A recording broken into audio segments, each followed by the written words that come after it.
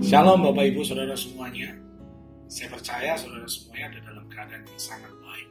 Saya percaya kemurahan Tuhan itu sangat nyata dalam kehidupan kita semuanya. Dan saya percaya rentetan kemenangan Tuhan juga sudah berikan dalam kehidupan kita semuanya. Di kesempatan hari ini saya ingin menyampaikan hal yang sangat penting. Saya akan membagikan ulasan tentang surat 1 Timotius. Saya percaya hal ini bukan saja menambahkan pengetahuan kita tentang Alkitab, tapi apa yang saya bagikan ini akan memberkati kita semuanya. Apa yang saya bagikan ini akan mengokohkan iman kita semuanya, membuat iman kita segar, perkasa, dan dengan demikian kita akan tampil menjadi orang-orang yang lebih daripada menang. Mari ikuti video saya ini dari awal sampai akhir, dan saya percaya saudara akan diberkati. Oke, langsung saja. Saya memulainya dengan pendahuluan. 1 Timotius disebut sebagai surat-surat pastoral atau surat pengembalaan. Sebenarnya bukan cuma Timotius atau bukan 1 Timotius saja. Ada 1 dan 2 Timotius, juga Titus merupakan surat pengembalaan. Ada hal yang membedakan 3 surat di atas, yaitu surat 1 dan 2 Timotius, Titus, dengan surat Paulus yang lainnya. Yang pertama adalah surat-surat itu termasuk di antara surat-surat terakhir yang ditulis Paulus, yang mencerminkan jenis keprihatinan yang membebani sang rasul menjelang akhir pelayanan. Jadi menurut pengamatan Rasul Paulus, ada beberapa hal yang mengganggu hatinya, dan ini jadi beban pelayanannya. Karena itu Rasul Paulus secara khusus menasihati anak-anak dalam iman untuk mereka bisa langsung berperan aktif untuk membereskan segala sesuatu yang dianggap sebagai masalah. Yang berikutnya, surat-surat ini seolah-olah ditujukan bukan kepada jemaat, tetapi kepada 2 pemuda yang berfungsi dalam peran pastoral, yaitu Timotius dan Titus. Surat ini juga bersifat sangat pribadi, praktis, tapi menurut beberapa teolog surat ini kurang sistematis. Surat ini berkaitan dengan masalah ketetapan gereja. Ada beberapa hal yang nanti saya sampaikan melalui video ini. Hal-hal apa saja yang dibahas oleh Rasul Paulus terkait dengan kehidupan bergereja, terkait dengan ketertiban yang seharusnya ada di dalam gereja.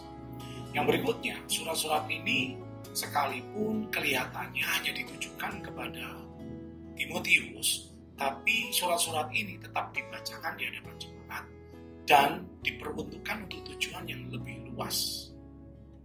Yang terakhir, surat 1 Timotius bukanlah hanya buku pegangan pastoral saja. Ada banyak kepentingan umum di dalamnya. Kita akan tahu apa saja itu. Kita mulai dengan bab yang pertama, yaitu salam pembuka.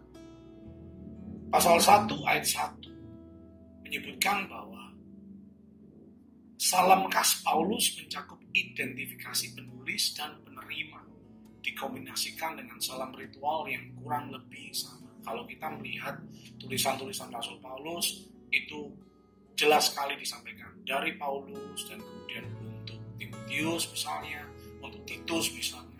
Itu hal-hal yang sudah ditemukan dalam surat-surat tulisan Rasul Paulus. Yang kedua, Paulus mengidentifikasi dirinya sebagai Rasul Kristus Yesus. Di sini letak menariknya. Rasul Paulus menggunakan istilah rasul dalam arti yang lebih terbatas. Ini merujuk kepada mereka, jadi bukan saja kepada Paulus, tapi kepada mereka yang secara pribadi telah ditugaskan oleh Kristus. Paulus menekankan panggilan kerasulannya atau panggilan apostoliknya adalah menurut kehendak Allah, bukan menurutnya sendiri. Pasal 1 ayat yang kedua. Meski ayat ini ditujukan untuk jemaat, tetapi sangat diyakini Timotius sebagai penerima langsung. Sebagai anak rohani dari Rasul Paulus, tidak ada yang menyangkal bahwa Timotius memiliki tempat yang khusus di hati Paulus. Hal ini menjadi sesuatu yang penting, Bapak Ibu Saudara semua. Bahwa Timotius diakui oleh Rasul Paulus adalah anaknya yang sah di dalam iman. Hal inilah yang membuat beberapa teolog berkesimpulan bahwa Timotius ini memiliki tempat yang istimewa memiliki tempat yang khusus di hati Rasul Paulus. Mungkin bukan Rasul Paulus yang membuat Timotius bertobat, tetapi Rasul Paulus lah yang menapiskan Timotius. Rasul Paulus lah yang menapiskan Timotius untuk mulai melayani jemaat yang ada. Rasul Paulus sangat percaya kepada Timotius. Ya, karena Timotius mempunyai tempat yang istimewa di hati Paulus, karena itu Rasul Paulus sangat percaya kepada Timotius. Yang kedua, petunjuk tentang guru palsu. A. Peringatan terhadap guru-guru palsu. Pasal 1 ayat yang ketiga, Timotius diminta untuk tinggal di Efesus. Mengapa Timotius diminta untuk tinggal di Efesus? Karena Timotius diberi tugas untuk melumpuhkan orang-orang tertentu yang disebut Paulus sebagai guru-guru palsu, yang berada dalam jemaat yang berusaha mengajarkan doktrin-doktrin palsu, yakni doktrin yang sama sekali berbeda dengan apa yang Paulus sudah ajarkan. Pasal 1 ayat yang keempat, guru-guru palsu ini mengikuti dongeng dan silsilah yang panjang, bertele-tele, dan tidak ada intinya. Meskipun tidak jelas apa yang dimaksud dengan dongeng dan silsilah di sini, tapi yang dimaksud dengan dongeng di sini mungkin memiliki rasa gnostik, tetapi lebih mungkin berasal dari budaya Yahudi. Hal ini yang benar-benar dikritik oleh Rasul Paulus. Tapi apapun sifatnya, pengajaran dari guru-guru palsu ini kosong dari nilai spiritual apapun dan hanya mengarah pada spekulasi, pertanyaan-pertanyaan, perdebatan, dan argumentasi yang lebih lanjut. Dan menurut Rasul Paulus, spekulasi semacam ini harus dihindari. Mengapa? Karena Rasul Paulus berpendapat hal itu tidak melanjutkan rencana Tuhan.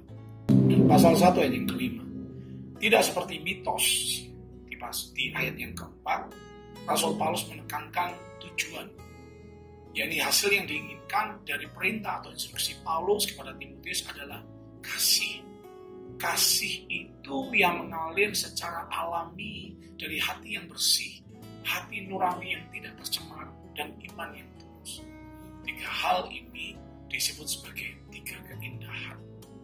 Setiap bagian dari 3 keindahan ini, yakni hati yang bersih, nurani yang tidak tercemar, iman yang tulus, ini berbicara tentang kemurnian dan integritas yang menghasilkan jenis cinta tanpa pamrih yang indah. Terlihat dalam bentuk tertingginya itu dalam cinta Tuhan itu sendiri. Dan saya percaya ini menjadi kerinduan dan keinginan kita semuanya, hamba-hamba Tuhan. Kita punya hati yang bersih, kita punya nurani yang tidak tercemar, kita punya iman yang tulus. Dan hal ini berbicara tentang kemurnian dan integritas dalam pelayanan. Kebenaran Tuhan itu selalu memurnikan jiwa manusia, sementara kesalahan mencemarinya. Ayat yang ke-6 dari pasal yang pertama, Paulus percaya bahwa kasih yang murni harus menjadi tujuan dari semua pelayanan yang dikerjakan. Ini penting Bapak Ibu. Ini harus juga menjadi landasan pelayanan kita, bahwa kasih yang murni harus menjadi tujuan dari semua pelayanan yang kita kerjakan. Sebaliknya, guru-guru palsu telah kehilangan tujuan ini dan mereka telah menyimpang. Ajaran guru palsu meskipun terlihat indah, meskipun terlihat bagus, tapi ajarannya menurut Paulus itu tidak berguna. Sia-sia, bertele-tele, dan kosong. Ayat yang ke-7. Menurut Rasul Paulus, masalah guru palsu adalah masalah ego. Mengapa disebut demikian? Paulus menjelaskan beberapa hal alasannya. Yang pertama, mereka ini ingin menjadi guru hukum yang dihormati. Namun mereka sama sekali tidak mempunyai kemampuan. Mereka ingin diterima. Mereka ingin diakomodasi. sebagai guru yang dihormati. Tapi kenyataannya mereka sama sekali tidak punya kemampuan. Tapi mereka tidak mau mengakui kekurangannya. Mereka nggak mau diam. Sebaliknya mereka terus ngoceh, mereka terus ngomong, mereka terus ngajar seolah-olah mereka memiliki otoritas yang besar. Padahal mereka tidak pernah memahami hukum mereka. Atau bahkan ironinya, mereka juga nggak paham apa yang mereka katakan. Itu yang menjadi persoalan dari guru-guru palsu. Jadi Rasul Paulus berpendapat bahwa guru-guru palsu ini punya masalah ego. Selanjutnya, B. Pengalaman kasih karunia Paulus. Ayat yang ke-12 dari pasal 1. Ayat ini bagus sekali karena Rasul Paulus di ayat ini memulainya dengan rasa syukur. Rasa syukur Paulus ini berasal dari fakta bahwa Allah dalam kasih karunia-Nya telah memberikan Paulus semua kemampuan yang diperlukan. Dan Allah menganggap Rasul Paulus menjadi pribadi yang dapat dipercaya. Dan selanjutnya Allah menempatkan Rasul Paulus ke tempat pelayanan yang istimewa. Jadi ayat 12 ini berisi ucapan syukur Rasul Paulus. Mengapa Rasul Paulus mengucap syukur? Ya, karena dia merasa bahwa kemampuan yang dia punyai, kemampuan yang dia miliki, itu Tuhan yang beri, bukan berasal dari dia. Lebih lanjut, Rasul Paulus merasa bahwa Tuhan mempercayai dia dan menempatkan Rasul Paulus pada posisi pelayanan yang istimewa. Ayat 13. Alasan mengapa hal ini membuat Rasul Paulus bersyukur, Rasul Paulus lebih lagi atau menambahkan, karena dia tahu betul dari mana dia memulai pelayanan. Jadi selain Rasul Paulus bersyukur, Allah memberikan kemampuan, Allah mempercayai dia, Allah menempatkan pada posisi yang istimewa menurut dia. Rasul Paulus bersyukur karena dia tahu betul dari mana dia memulainya. Bahkan tanpa sungkan dia mengatakan bahwa dia adalah penghujat, dia adalah penganiaya, dia orang yang kejam. Pada saat dia mengatakan ini, dia tidak melebih-lebihkan, dia tidak mendramatisir, atau dia tidak sedang mempengaruhi bacaan suratnya. Dia benar-benar dia tulus mengatakan bahwa aku ini bukan orang baik dulunya, aku penghujat, aku penganiaya, aku orang yang kejam. Apa yang dia ucapkan ini berasal dari rasa syukur. Ayat yang ke-14, Rasul Paulus menerima belas kasihan Tuhan, bukan murkanya. Padahal dia penganiaya, padahal dia orang yang jahat, dia orang yang kejam. Tapi menurut pandangan Rasul Paulus, dia tidak mengalami murka Tuhan. Justru sebaliknya, dia menikmati belas kasihan Tuhan. Kasih karunia Allah jauh melampaui bahkan dosa berat Paulus. Segala sesuatu yang kurang dari Paulus, kasih karunia Allah telah sediakan, bahkan lebih dari cukup. Bahasa aslinya, kasih karunia ini berlimpah. Ayat yang ke-15. Kesaksian Paulus ini bertujuan tentang inkarnasi Kristus. Yesus datang bukan hanya untuk memberikan contoh atau untuk menunjukkan bahwa dia peduli. Tapi dia datang untuk menyelamatkan para pendosa dari kemelaratan rohani mereka. Dan Paulus berkata bahwa dia adalah yang terburuk dari semuanya. Di akhir ayat yang ke-15, Paulus menegaskan bahwa semua ini adalah kebenaran yang sepenuhnya dapat dipercaya dan layak diterima sepenuhnya. Ayat yang ke-16. Tujuan pelayanan yaitu untuk mendemonstrasikan rencana Allah untuk menyelamatkan orang berdosa. Dan Paulus memberi kesaksian bahwa Paulus sendiri juga diselamatkan. Sebagai orang yang paling berdosa menurut Paulus memberi dirinya sebagai contoh yang paling ekstrim. Paulus berkata demikian, jika Tuhan sabar dan cukup murah hati untuk menyelamatkan Paulus, Dia pasti juga sabar dan cukup murah hati untuk menyelamatkan siapapun juga. Ayat yang ke-17. Perenungan tentang kasih karunia Allah ini mendorong Paulus ke dalam doksologi. Perenungan tentang kasih karunia Allah ini membuat Paulus masuk ke dalam momen pengakuman dan pengakuman Allah. Dia dipenuhi rasa kaku. Dia dipenuhi hati yang ingin memuja kepada Allah. Kenapa? Karena dia merasa dia mengalami kasih karunia Allah ini. Ayat yang ke-17, kata Raja Abadi atau Raja segala zaman menekankan kedaulatan Allah atas semua pasang surut sejarah manusia. Bapak Ibu, kadang-kala kita lupa. Pada saat kita menghadapi momen-momen tertentu, peristiwa-peristiwa tertentu, kita lupa bahwa Allah adalah Raja segala zaman. Yang artinya adalah Dia adalah Allah yang berdaulat. Kedaulatan Allah itu berlaku atas semua pasang surut sejarah manusia. Ini hal yang penting yang tidak boleh kita lupakan.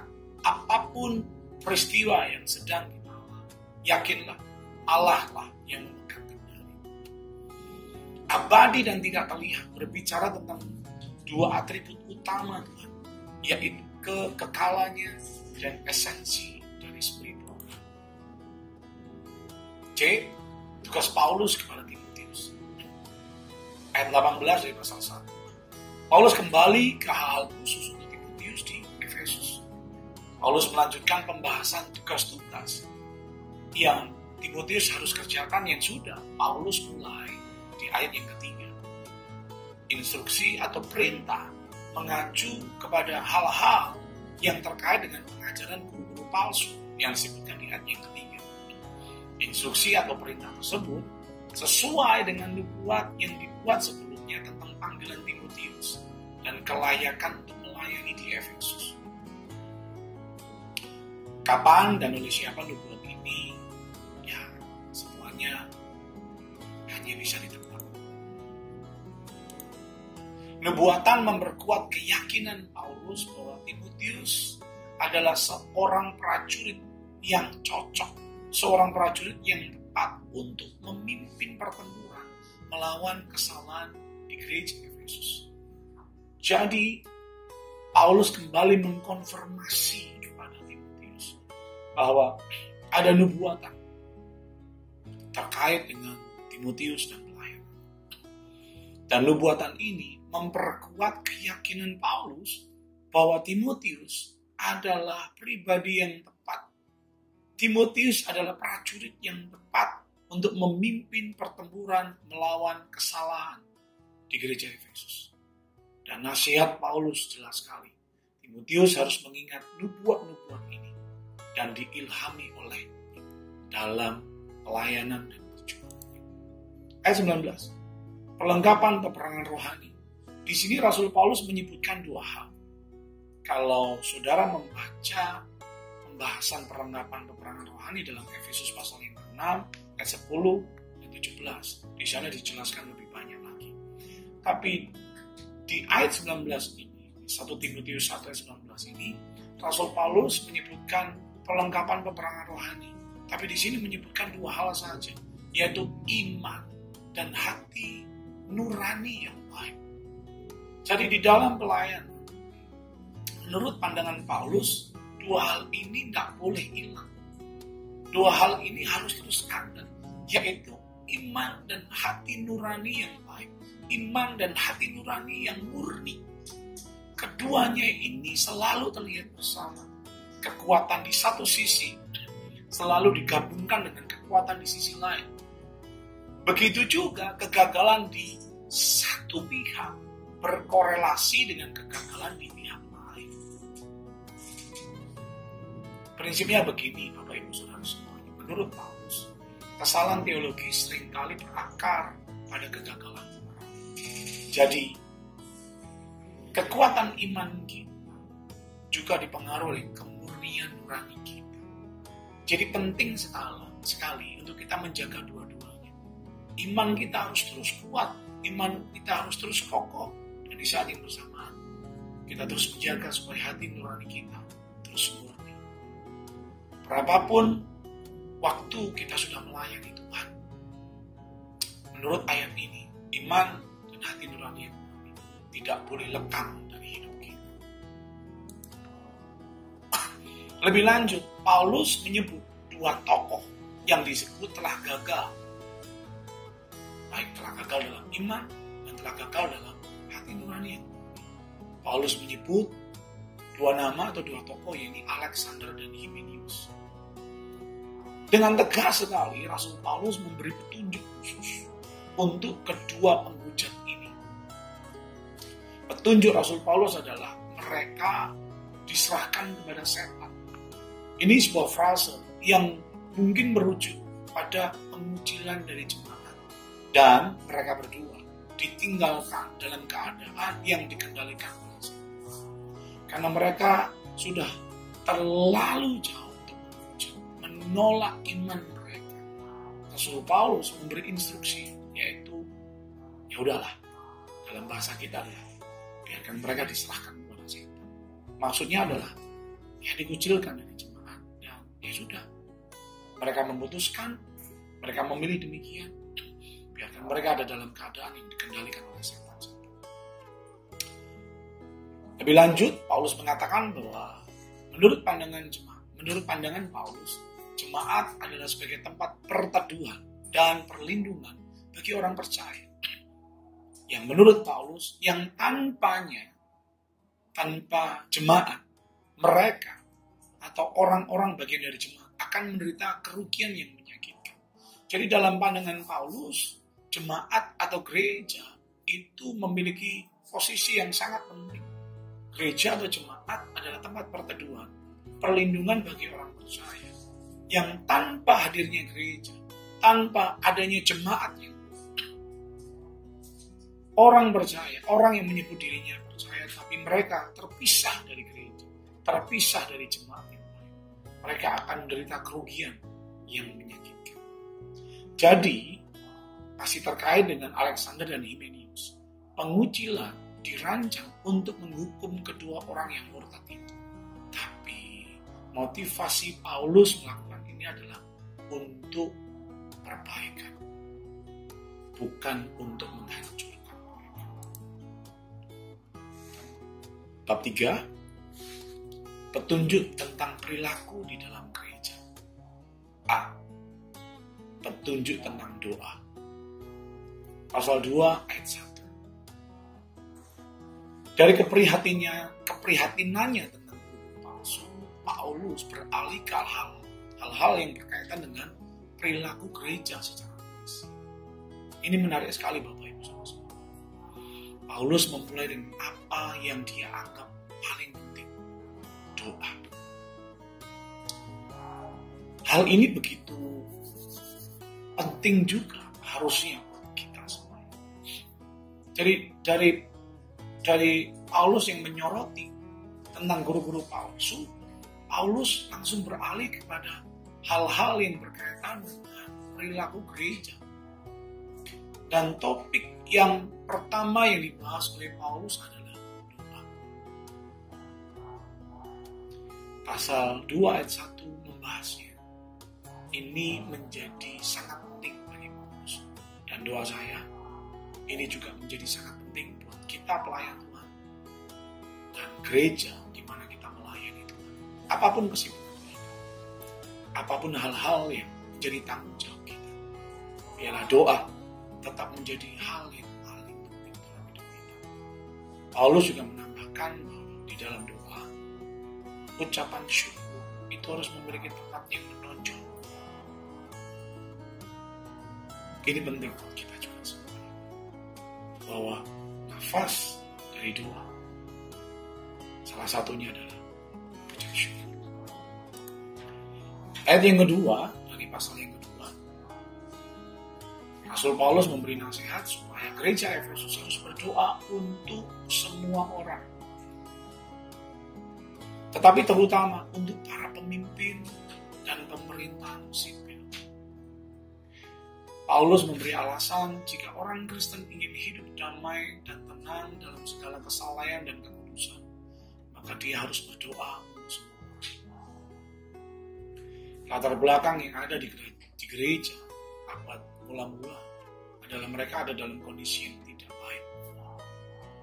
Pemerintah tidak berpihak kepada mereka. Keadaan dan kondisi juga kurang berpihak kepada mereka. Sekalipun demikian, Paulus tetap mengajak supaya gereja Efesus harus berdoa untuk semua orang. Paulus mengajak supaya gereja Efesus harus berdoa untuk para pemimpin, untuk raja-raja, untuk pemerintahan sipil. Kenapa? Karena dengan demikian, orang Kristen bisa hidup damai, hidup tenang dalam segala kesalahan dan kekudusan. Karena itu, yuk kita juga berdoa. Kita berdoa bagi pemerintahan yang ada. Kita berdoa untuk presiden, wakil presiden, seluruh kabinet yang ada, lembaga tinggi, lembaga tertinggi negara. Kita berdoa terus untuk mereka. Dengan demikian, kita akan bisa hidup dalam damai, tenang, dalam kesalahan, dan kekudusan. Pasal yang kedua, ayat yang ketiga.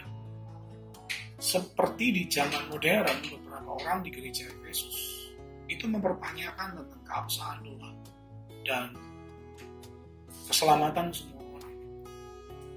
Jadi Paulus memberi argumentasi.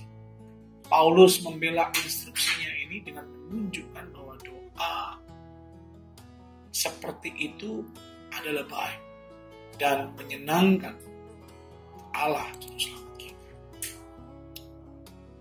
Lebih lanjut, petunjuk tentang pria dan wanita. Secara pribadi, apa yang diulas Rasul Paulus tentang petunjuk tentang pria dan wanita ini, itu sangat membekas di hati saya, sangat memberkati saya. Ini luar biasa. Paulus begitu sangat terperinci menurut saya terkait hal ini. Ayat yang ke-8, tidak diragukan lagi. Paulus ingin semua orang Kristen memanjatkan doa, lagi-lagi bicara doa, untuk kebangunan rohani yang meluas di antara penduduk dan bangsa. Namun, dalam pertemuan umum, Paulus menetapkan bahwa laki-laki di mana-mana harus memimpin doa di dalam jemaat. Paulus menjelaskan detail, laki-laki harus memimpin doa dengan menadahkan tangan yang suci. Saya akan sedikit mengupas ini. Bapak Ibu Saudara semuanya, doa dengan menadahkan tangan merupakan hal-hal yang lumrah yang dipraktekkan dalam perjanjian lama. Saudara bisa melihatnya dalam 1 Raja-Raja pasal 8 ayat yang ke-22, 2 Tawarik 6 ayat 13, Esra 9 ayat yang ke-5, Mazmur 28 ayat yang kedua, Mazmur 141 ayat yang kedua. Jadi kebiasaan orang-orang di dalam perjanjian lama, mereka itu berdoa dengan menadahkan tangan. Tapi nasihat Rasul Paulus bukan hanya berhenti berdoa dengan menadahkan tangan, tapi Rasul Paulus melengkapinya dengan menadahkan tangan yang suci. Nah, tangan yang suci ini menandakan ada kebersihan internal di pihak para pemimpin doa ini. Ada kebersihan internal dalam kehidupan pemimpin doa ini, pemimpin spiritual ini. Ini artinya orang tersebut memiliki hubungan yang baik, baik memiliki hubungan yang baik dengan Tuhan, keluarganya, dan orang-orang yang lain. Orang ini tidak dipenuhi dengan konflik. Orang ini tidak dikuasai oleh ledakan amarah. Orang ini tidak dikuasai oleh perselisihan. Ada kebersihan di hatinya. Ada kebersihan secara internal di pihak pemimpinnya. Saya berdoa buat kita semuanya, para pelayan Tuhan, apapun yang Tuhan percayakan dalam kehidupan kita, kebersihan internal harus kita pastikan terus ada dalam hidup kita. Lebih lanjut, ayat yang ke-9, selanjutnya, Paulus menasihati wanita-wanita di dalam jemaat. Ini menarik sekali Bapak Ibu, khususnya untuk kita gereja modern. Paulus membahas tentang perhiasan mereka. Ya, kita tahu wanita ini ya sangat dekat dengan keindahan. Ada hal-hal yang mereka pakai untuk supaya mereka terlihat jauh lebih indah, jauh lebih cantik. Nah, terkait perhiasan, Rasul Paulus itu menekankan bahwa, perhiasanmu itu yang ada di dalam, bukan yang tampak di luar. Paulus memberi nasihat bahwa mereka harus berpakaian sederhana dan dengan sopan. Seperti apa sederhana dan dengan sopan? Menurut teks aslinya, istilah-istilah sederhana dan berpakaian dengan sopan ini adalah menekankan hal-hal yang meniadakan orang berpikir tentang seksual. Jadi apa yang dimaksud dengan berpakaian sederhana? Apa yang dimaksud dengan berpakaian dengan sopan? Maksud dari pakaian sederhana, maksud berpakaian dengan sopan adalah pakaian kita tidak membuat orang berpikir tentang hal-hal yang berkaitan dengan seksual. Itu. Jadi sederhana tidak terkait dengan apa warnanya, berapa harganya. Tapi sederhana itu terkait dengan apakah dengan menggunakan baju ini, memakai baju ini, orang yang melihatnya ini berpikir tentang hal-hal yang berkaitan dengan seksual. Di ayat yang ke-9 menjelaskan hal ini. Bagi saya pribadi, ini penting untuk kita pelajari. Dengan berbagai macam perkembangan model pakaian, perkembangan fashion yang ada. Saya dan saudara harus hati-hati. Kita harus terus berpakaian sederhana dan berpakaian sopan.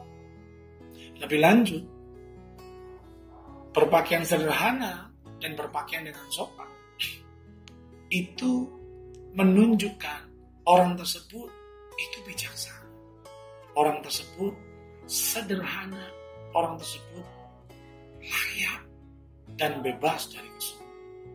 Jadi berpakaian sederhana itu juga berkaitan atau bisa mencerminkan orang tersebut berpakaian dengan layak, berpakaian atau menunjukkan orang ini bijaksana dan bebas dari kesombongan.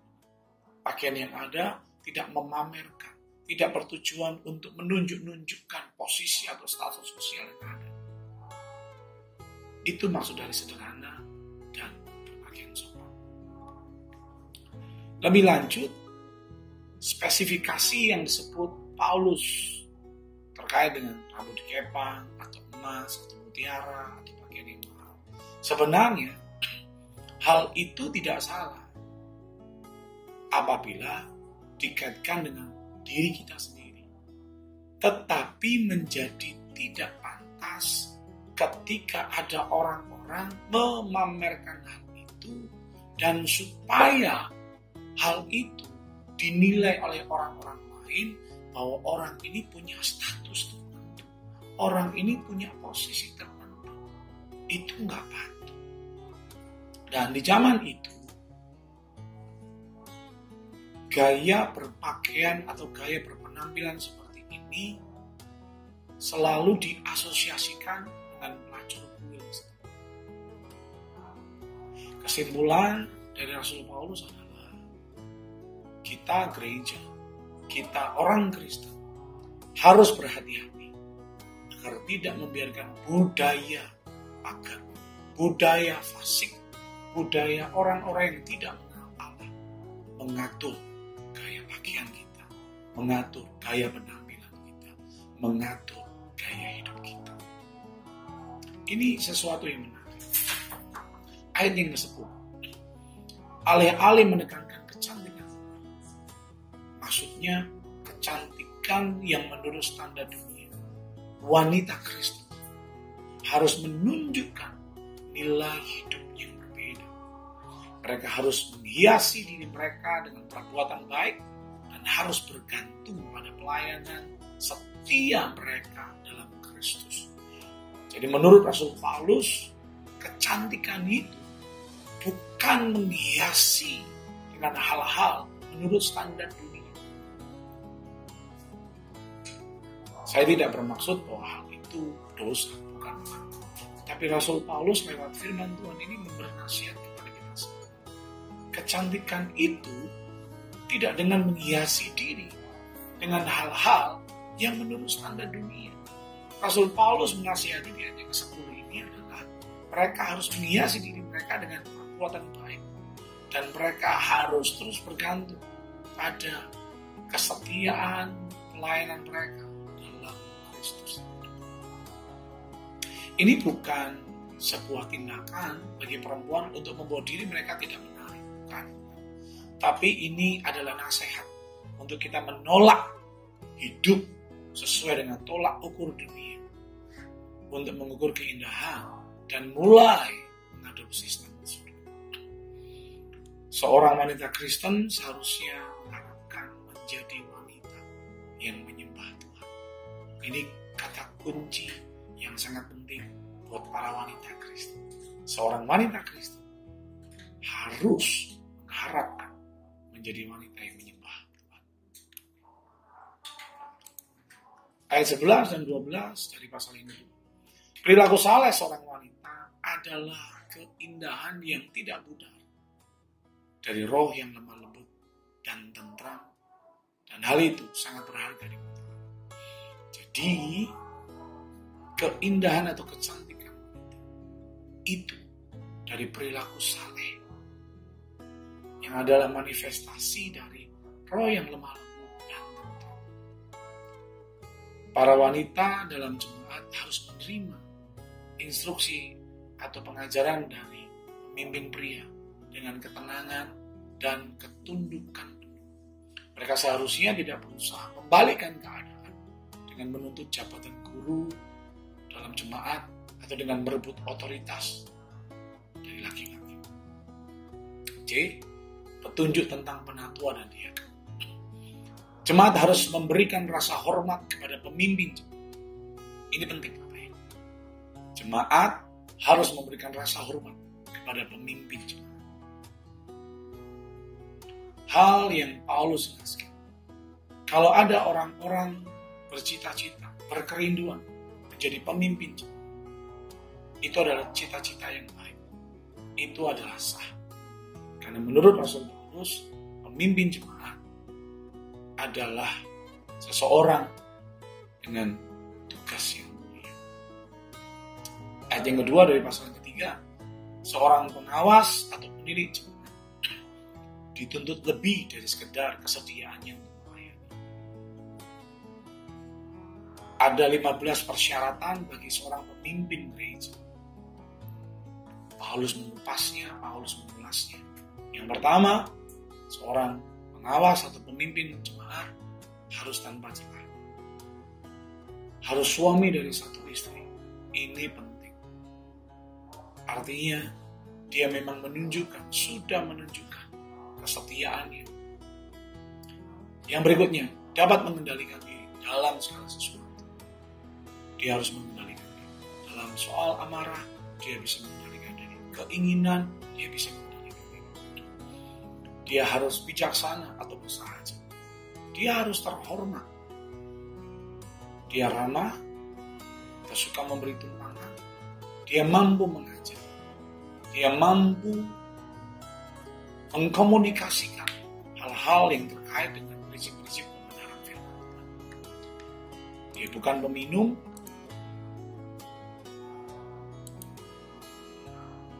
dia bukan pemarah, dia suka menghadirkan damai, dia bukan hamba uang. Jadi motivasi pelayanannya adalah ketulusan, murni. Seorang kepala keluarga yang baik disegani dan dihormati oleh anak-anaknya. Ini penting Bapak Ibu. Rasul Paulus itu menjelaskan ini. Dia juga mengatur keluarganya sendiri dengan baik.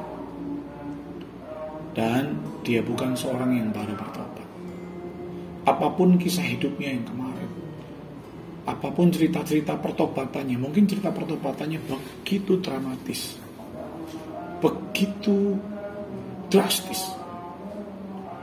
Dia tidak boleh begitu saja atau dengan cepat diangkat sebagai pemimpin gereja. Dan terakhir, dia harus punya nama baik di luar jemaat. Bab 4. Petunjuk tentang menjaga kebenaran dalam gereja. Bagian A, gereja dan kebenaran. Pasal 3 ayat 14. Paulus meninggalkan Timotius di Efesus supaya dia bisa mengembalakan jemaat yang ada.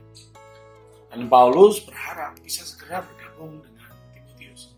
Tapi Paulus juga menyampaikan bahwa apabila ada halangan untuk Paulus serta pemimpin jemaat, dalam hal ini Timotius juga, dan jemaat yang lain bisa hidup di dalam nasihat yang Paulus sudah berikan sebelumnya. Ayat 15, Paulus memberikan nasihat bagaimana jemaat seharusnya hidup sebagai keluarga Allah. Ini menarik, Bapak. Paulus menyebutkan bahwa jemaat seharusnya hidup sebagai keluarga Allah. Paulus menyebut gereja sebagai keluarga Allah. Jadi Paulus menyebut gereja bukan hanya semata-mata organisasi belaka, tapi Paulus menyebutkan gereja adalah keluarga. Makna yang tersirat di dalamnya adalah harusnya antara satu dengan yang lainnya, anggota dari gereja, orang-orang yang menyebut dirinya sebagai jemaat, itu ada level keterhubungan yang sangat kuat. Bahkan level keterhubungan ini terus meningkat. Ini adalah prinsip kebenaran yang Paulus ajarkan untuk jemaat Efesus yang digembalakan oleh Timotius. Dan saya percaya hal ini bisa diaplikasikan dalam gereja modern di mana kita hidup sekarang. Paulus menegaskan bahwa gereja itu memiliki peran yang kuat. Gereja itu pilar dan landasan kebenaran. Sekalipun Paulus tidak memberi saran, gereja adalah sumber dari kebenaran. Bukan. Paulus mengatakan bahwa gereja adalah pilar. Gereja adalah penopang. Gereja adalah benteng kebenaran, bukan sumber kebenaran. Ayat 16, Paulus mengajar mengenai perilaku saleh dalam gereja yang tertuang dalam ajaran sehat gereja, yang dia sebut sebagai rahasia ibadah kita. Ada beberapa poin penting dari rahasia ibadah kita. Yang pertama adalah menyatakan diri dalam itu mengacu pada inkarnasi Kristus. Dibenarkan oleh Roh mengacu pada demonstrasi Allah melalui kebangkitan. Dan itu menunjukkan bahwa Yesus yang disalibkan adalah Tuhan dan Mesias. Yang ketiga, dilihat oleh malaikat mengacu pada pemuliaannya di hadapan alam surga. Yang keempat, diberitakan di antara bangsa-bangsa. Yang kelima, dipercaya di dunia mengacu pada pemenuhan progresif dari rencana penebusan Allah melalui sarana yang telah ditentukannya. Yang terakhir, diangkat dalam kemuliaan mengacu pada peristiwa kenaikannya ke surga. Bagian B, ramalan kemurkaan. Ayat yang pertama dari pasal yang keempat. Sebagai gudang dan penjaga kebenaran, gereja harus mewaspadai strategi musuh. Paulus memberi sebuah penjelasan, memberi gambaran. Ada keadaan menjelang kedatangan Kristus yang kedua. Paulus menyebutkan bahwa ada beberapa hal yang menjadi ciri yang menandai keadaan menjelang kedatangan Kristus yang kedua. Ciri yang pertama adalah iman beberapa orang itu merosot. Bahkan beberapa orang meninggalkan iman mereka. Yang berikutnya, mereka mulai mengikuti ajaran-ajaran palsu. Mereka mengikuti ajaran roh-roh penipu dan setan-setan. Dan kembali Paulus mengingatkan, bahwa kesalahan rohani itu jarang terjadi karena kesalahan yang tidak disengaja. Ini lebih terjadi karena strategi sadar dari musuh. Paulus juga menyebutkan bahwa ajaran setan adalah ajaran sesat yang diajarkan oleh kesesatannya yang pandangannya dihasut oleh setan. Ayat yang kedua. Tetapi musuh rohani ini strateginya adalah tidak secara langsung menghadapkan korbannya dengan kesalahan. Sebaliknya mereka bekerja melalui pembohong munafik. Ya, dalam Alkitab disebut ada orang atau pria yang berbicara dusta dalam memunafikan. Nah, siapa pembohong munafik ini?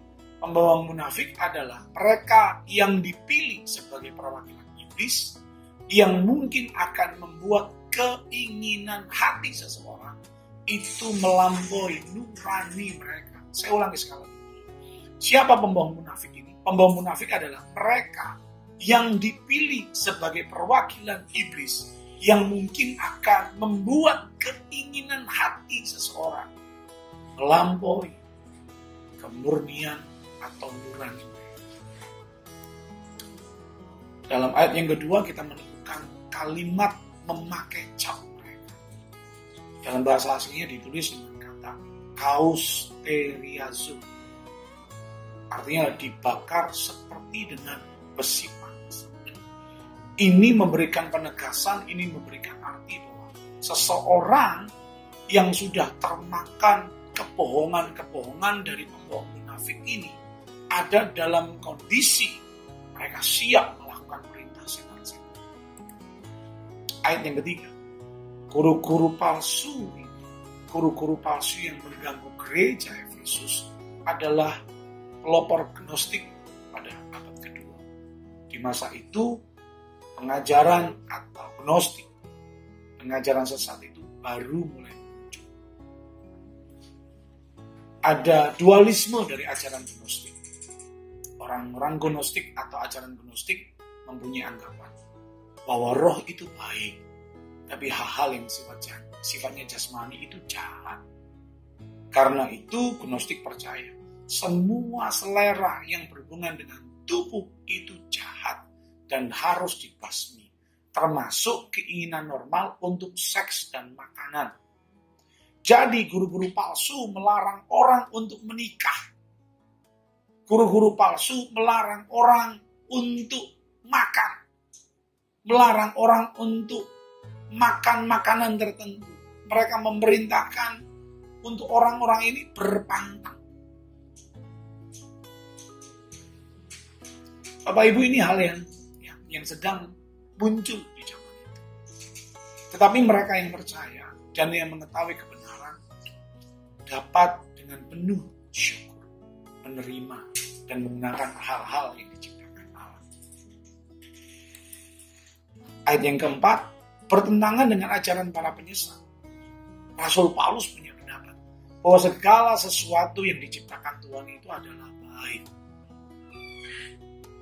Tetapi manusia dapat menyalahkan apa yang telah Tuhan ciptakan. Karena perzinahan adalah penyalahgunaan hubungan seksual perkawinan. Kerakusan adalah penyalahgunaan nafsu makan yang normal. Dan penyalahgunaan semacam itu yang harus ditolak. Jadi saya ulangi sekali lagi. Para pengajar palsu memberitahu atau mengajarkan dualisme dalam ajarannya. Dia mengatakan hal yang rohani itu baik. Tapi hal-hal yang sifatnya jasmani itu jahat. Karena itu mereka memerintahkan supaya mereka, orang-orang itu untuk tidak menikah. Untuk berpantang untuk makan makanan tertentu. Tapi Rasul Paulus menentang ajaran yang seperti ini. Rasul Paulus mengatakan bahwa segala sesuatu yang diciptakan Tuhan itu baik. Tapi memang faktanya adalah manusia dapat menyalahgunakan apa yang Tuhan ciptakan. Karena perzinahan adalah penyalahgunaan hubungan seksual dan kerakusan adalah penyalahgunaan nafsu makan yang normal. Penyalahgunaanlah yang harus ditolak, bukan perkawinan. Penyalahgunaanlah yang harus ditolak, bukan terpantang makan makanan tertentu.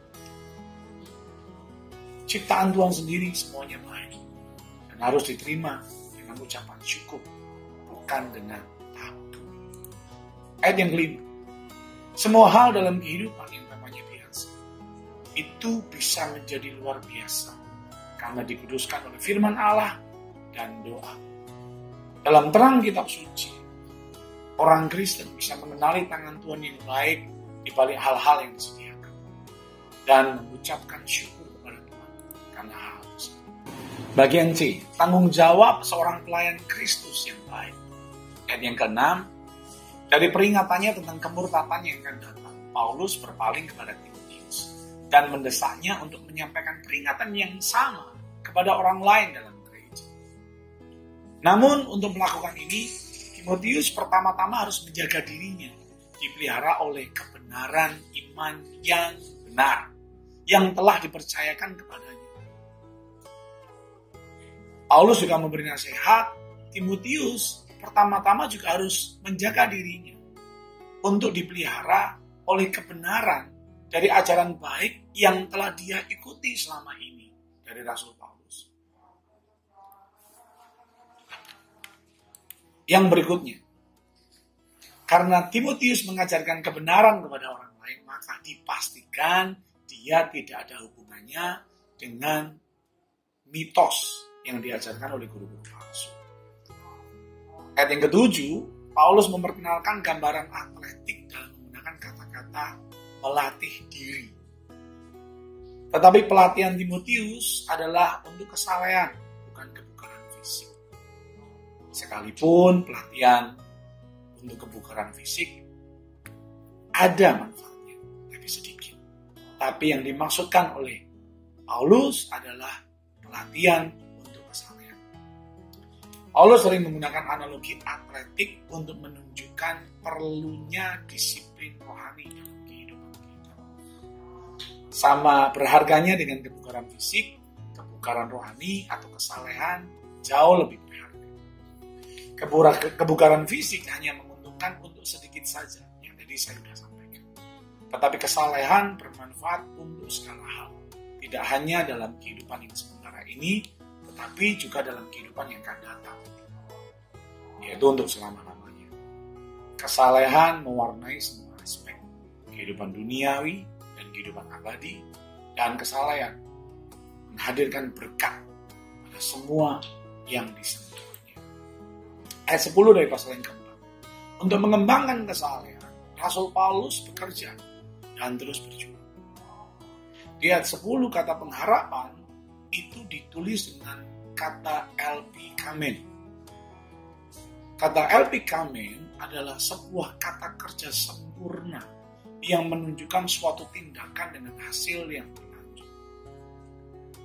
Maksudnya adalah Paulus tahu bahwa perjuangannya tidak sia-sia karena harapannya telah ditetapkan. Harapan yang ditetapkan ini bukan pada dirinya sendiri, bukan pada filosofi kehidupan, bukan kepada orang lain, bukan kepada dewa-dewa yang tidak nyata, tapi harapannya ditetapkan kepada Allah yang hidup, yang adalah juru selamat manusia. Paulus menyatakan bahwa Allah adalah juru selamat semua orang. Ini menunjukkan bahwa Allah ingin agar semua orang diselamatkan di dalam Kristus. Bab yang kelima, petunjuk mengenai berbagai kelompok di dalam gereja. Bagian A, tentang berbagai kelompok. Pasal yang kelima, ayat 1-2. Dari petunjuk tentang bagaimana Timotius harus menjalani kehidupan dan pelayanan pribadinya, Paulus beralih ke nasihat tentang bagaimana berhubungan secara efektif dengan individu-individu yang membentuk berbagai kelompok di gereja. Timotius harus memberikan nasihat yang lembut kepada orang yang lebih tua. Dan dia harus melakukan itu seperti dia melakukannya kepada orang tuanya sendiri. Kemudian, Timotius harus memberi nasihat kepada para remaja, putra atau remaja laki-laki, seperti kepada saudaranya laki-laki. Wanita yang lebih tua harus diberikan penghormatan seperti yang dia sudah lakukan kepada ibunya sendiri. Wanita yang lebih muda juga harus diperlakukan dengan hormat, dengan kemurnian yang mutlak, seperti yang Timotius berikan kepada saudara perempuannya sendiri. Kalau Timotius melakukan hal ini, memberi nasihat yang lembut kepada orang atau jemaat yang lebih tua, menghormati atau memberi penghormatan yang lebih lagi kepada wanita yang lebih tua, seperti kepada ibunya sendiri, memberi nasihat kepada para remaja laki-laki, seperti kepada saudaranya laki-laki, dan kepada wanita yang lebih muda diperlakukan dengan hormat, dengan kemurnian yang mutlak. Kalau hal-hal ini Timotius lakukan, Paulus memberi jaminan bahwa pelayan Tuhan yang muda ini pasti terhindar dari segala celaan. Bagian B tentang para janda. Selanjutnya Paulus memberi petunjuk tentang bagaimana Timotius harus berurusan dengan para janda di dalam jemaat. Kalau saudara melihat sepanjang perjanjian lama dan perjanjian baru, para janda bersama dengan orang asing dan anak yatim dipandang sebagai objek khusus dari belas kasihan Allah. Oleh karena itu, Paulus sangat ingin dalam perikop ini untuk mengidentifikasi mereka yang tidak benar-benar membutuhkan bantuan dan memberikan kepada mereka yang sungguh-sungguh membutuhkan. Timotius diinstruksikan untuk memberikan pengakuan yang pantas atau memberi penghormatan yang layak kepada mereka yang benar-benar janda, yaitu para janda yang benar-benar membutuhkan. Tetapi janda yang memiliki anak, janda yang memiliki cucu, harus menjadi tanggung jawab keluarga mereka. Mengapa? Ada beberapa alasan. Yang pertama, demikianlah prinsip ekonomi Tuhan. Jadi, janda yang punya anak, janda yang punya cucu, harus menjadi tanggung jawab anak atau cucu mereka. Karena inilah prinsip ekonomi Tuhan. Yang kedua alasannya adalah, hal ini merupakan wujud dari mereka untuk mempraktekkan iman mereka. Yang ketiga, dengan melakukan prinsip ini, anggota keluarga seperti membayar hutang dalam tanda kutip kepada orang tua atau leluhur. Yang terakhir, hubungan timbal balik seperti ini menyenangkan hati Tuhan. Dan Tuhan akan memberikan kesejahteraan seperti yang Tuhan inginkan. Ayat yang kelima, janda yang benar-benar membutuhkan adalah mereka yang ditinggalkan sendirian, tidak punya tempat untuk mencari pertolongan selain kepada Tuhan dan umatnya.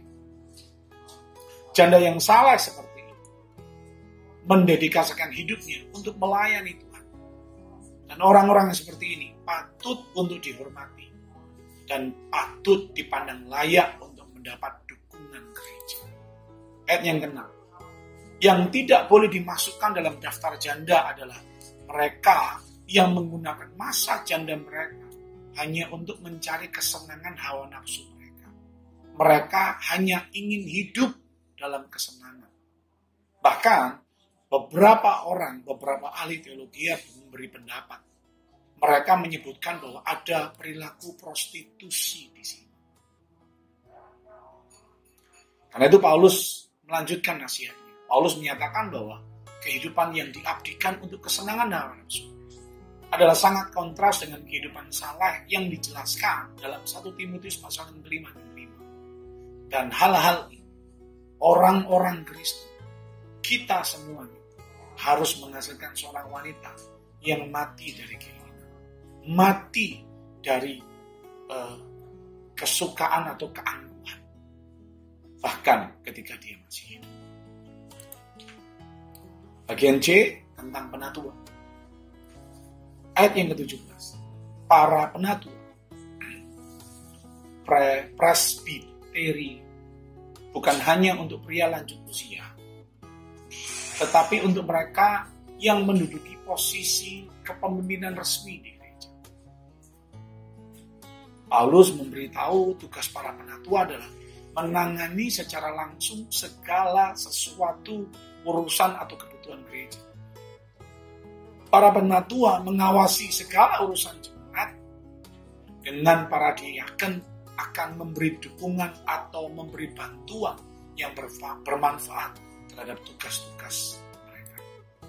Semua penatua menerima tunjangan, tetapi mereka yang unggul dalam pelayanan kepemimpinan harus dianggap layak mendapat kehormatan ganda atau 2 kali menerima upah dari yang lainnya. Khususnya hal ini terjadi pada mereka yang bekerja dalam berkhotbah dan mengajar. Tetapi Paulus juga menegaskan bahwa kebutuhan kepemimpinan jemaat jauh melampaui dari hanya sekedar berkhotbah atau mengajar. Ayat yang ke-18, untuk mendukung para penatua, maksudnya adalah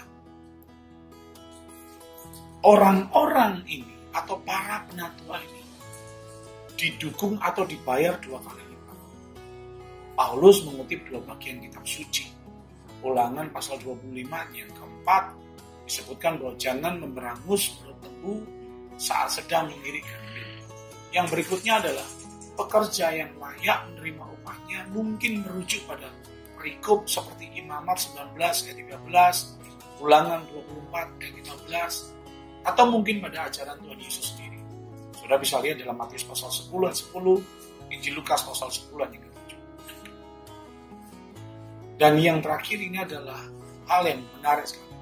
Meskipun Paulus berhak untuk tidak menerima dukungan dari jemaat, tapi dia dengan jelas percaya dan berulang kali mengajarkan bahwa jemaat tidak memiliki hak untuk tidak memberikan dukungannya.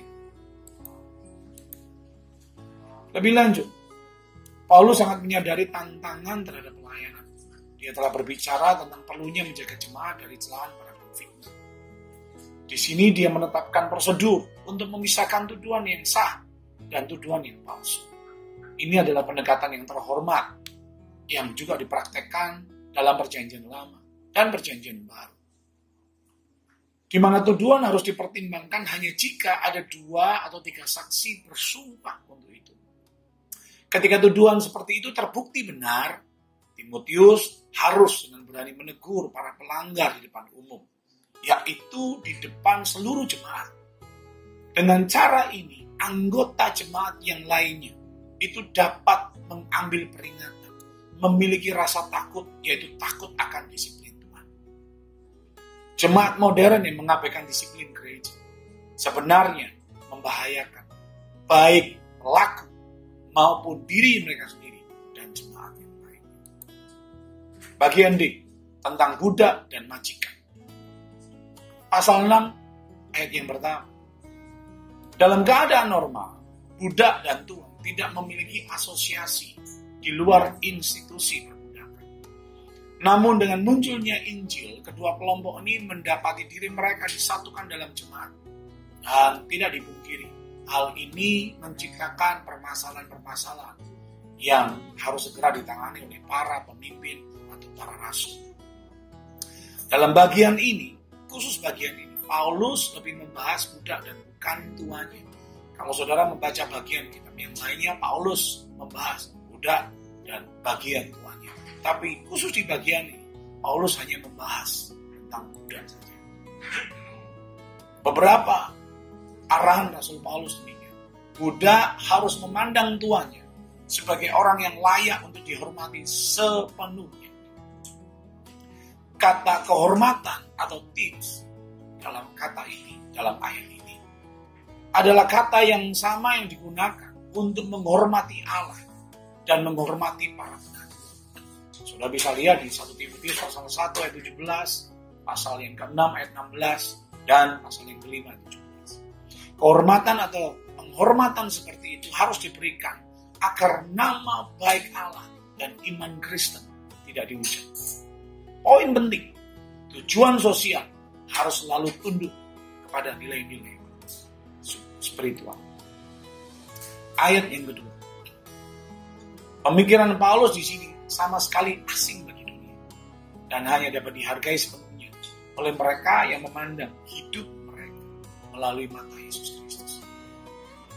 Budak Kristen yang tuanya juga orang percaya harus melipat gandakannya daripada mengurangi pelayanan mereka.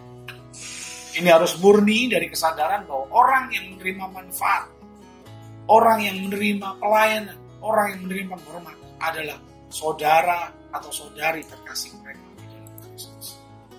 Bagian E, tentang ajaran sesat dan keserakahan. Pasal 6 ayat yang ketiga. Kelompok terakhir yang dibahas Paulus adalah mereka yang disebut sebagai guru-guru palsu. Paulus menjelaskan, guru palsu adalah mereka yang mengajarkan doktrin palsu.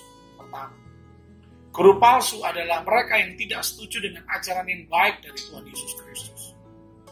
Yang ketiga, guru palsu adalah mereka yang tidak setuju dengan ajaran yang salah. Keterhubungan antara kebenaran dan kesalahan dan kekurangan moral adalah salah satu tema yang berulang dalam surat-surat pastoral. Pasal 6 dari ayat yang pasal 6 dari ayat 4 dan kelima, kesalahan doktrinal jarang hanya merupakan kasus kesalahan yang tidak sengaja. Paulus menyebutkan lebih dalam lagi, guru palsu adalah manusia yang sombong dengan ego yang meningkat dan tidak mengerti apa-apa. Bahkan dengan terang benderang Paulus menggambarkan mereka sebagai penyakit yang suka berdebat. Dan dari perdebatan itu hanya muncul kecemburuan, pertengkaran, pembicaraan jahat, kecurigaan jahat, dan persoalan yang tiada henti. Guru palsu adalah manusia yang pikirannya rusak karena dirampok kebenarannya oleh setan. Guru palsu adalah manusia yang berpikir bahwa kesalehan adalah sarana mendapatkan keuntungan. Para pemimpin jemaat harus dipilih dari mereka yang dikenal karena kebebasan mereka dari cinta. Nasihat Paulus ini luar biasa. Nasihat Paulus ini, seorang pelayan Tuhan, seorang pemimpin jemaat harus dikenal kebebasan mereka dari cinta. Ayat yang ke-6 mengambil kata kesalehan dan keuntungan. Paulus mengubah maknanya dengan cara yang begitu unik. Dari salah yang ke benar, kesalehan tidak memberikan keuntungan finansial. Karena menurut Paulus, kesalehan sendiri adalah keuntungan bila disertai dengan rasa syukur.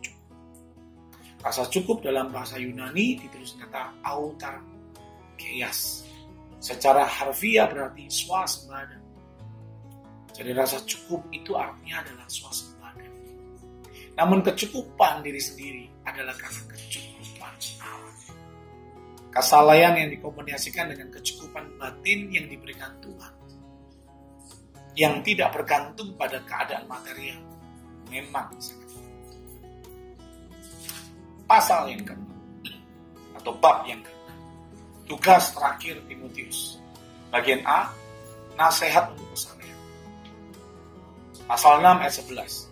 Paulus memulai bagian menutup surat ini dengan langsung beralih ke Timotius. Kata-kata tetapi kamu sangat kontras dengan beberapa orang dari ayat yang ke-10. Beberapa orang yang mengejar kekayaan. Tapi Timotius sebagai abdi Allah melakukan sebaliknya, menjauhkan diri dari semuanya itu. Dan Timotius mengejar kebajikan yang bernilai abadi, yaitu kebenaran, kesalehan, iman, kasih, ketekunan, dan kelembutan. Ayat 12. Timotius harus memberikan upaya terbaiknya untuk perjuangan yang paling berharga ini, yaitu perjuangan untuk memajukan iman. Bukan cuma iman dirinya saja, tapi iman jemaat yang dipercayakan dalam diri. Kata-kata Paulus, peganglah hidup kekal. Itu sama sekali tidak menunjukkan bahwa Timotius dapat memperoleh hidup kekal dengan usahanya sendiri. Kita tahu bahwa kehidupan kekal itu adalah oleh karena iman di dalam Kristus. Bagian B, petunjuk untuk orang kaya. Ayat yang ke-17 dari pasal yang ke-6. Paulus beberapa waktu yang lalu telah berurusan dengan mereka yang tidak memiliki kekayaan tapi sangat menginginkan. Tapi sekarang dia berbicara kepada mereka yang memiliki kekayaan dan menginstruksikan mereka tentang bagaimana seharusnya sikap mereka terhadap kekayaan mereka. Paulus memberi arahan, Paulus memberi pengajaran. Mereka tidak boleh sombong karena merasa seolah-olah kekayaan mereka adalah sesuatu yang sangat berharga. Selanjutnya, orang-orang kaya juga tidak boleh menaruh harapan pada kekayaan yang begitu tidak pasti dan sifatnya sementara. Dan sebaliknya mereka harus menaruh kepercayaan mereka kepada Tuhan. Ayat 18 dan 19. Orang Kristen tidak boleh hanya mengkonsumsi harta benda mereka secara egois. Maksudnya hanya untuk kepentingan mereka saja. Mereka sendiri. Tidak boleh. Harta harus dibagi dengan mereka yang memiliki lebih sedikit. Jadi Timotius harus mendorong orang kaya untuk berbuat baik. Menjadi kaya bukan dalam bentuk uang, tapi menjadi kaya dalam perbuatan baik. Orang kaya harus melakukan segala upaya untuk bermurah hati dan mau berbagi dari apa yang mereka miliki. Jika mereka melakukan ini, mereka sebenarnya mengumpulkan harta bagi diri mereka sendiri di surga. Harta abadi seperti itu menjadi dasar yang kokoh untuk masa depan mereka. Orang Kristen yang kaya harus menginvestasikan kekayaan mereka untuk kekekalan. Bagian C, nasihat untuk tetap setia. Ayat 20 sampai 21 dari pasal yang ke-6. Terakhir, Paulus menasihati Timotius untuk menjaga titipan atau kepercayaan yang telah Paulus berikan kepada. Hal ini terkait dengan kebenaran dari gereja yang dalam beberapa cara sudah coba diserang di Efesus. Paulus terharu dengan Timotius yang secara total menyerahkan dirinya sepenuhnya kepada kebenaran dan menolak kesalahan yang halus. Paulus menutup suratnya dengan doa sebenarnya. Kasih karunia menyertai. Dan ternyata kata kamu di sini itu sifatnya jamak. Artinya bagaimanapun juga tidak diragukan lagi. Hal ini menunjukkan kesadaran Paulus bahwa surat ini akan dibacakan dan juga harus dibacakan secara luas di gereja-gereja, termasuk di gereja modern di mana kita hidup. Saya percaya apa yang saya sampaikan, penjelasan terkait dengan surat 1 Timotius ini akan memberkati saudara. Bukan hanya sekedar menambah wawasan saudara, tapi hal-hal yang mungkin kita belum tahu, selain ditambahkan, itu juga dimeteraikan dalam kehidupan kita. Dengan demikian, iman kita bertambah kuat, iman kita bertambah kokoh. Dan dalam keseharian kita akan mengalami kemenangan demi kemenangan. Demikian apa yang saya sampaikan kepada saudara, dan hal ini pasti menjadi berkat untuk saudara semua. Tuhan Yesus memberkati saudara semuanya. Pro Christo NB.